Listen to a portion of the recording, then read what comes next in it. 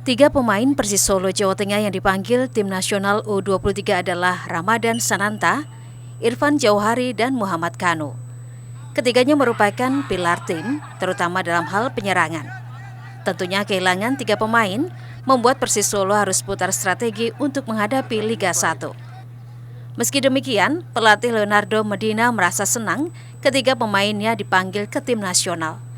Terkait laga melawan Persib Bandung, Medina masih akan memasukkan ketiganya dalam daftar susunan pemain. Untuk kita punya tiga pemain di timnas adalah bagus sekali. Ya besok mungkin mereka bisa main. Kita harus evaluasi seperti kamu suka bicara evaluasi mereka performa. Saya mau mereka menjadi top players di timnas.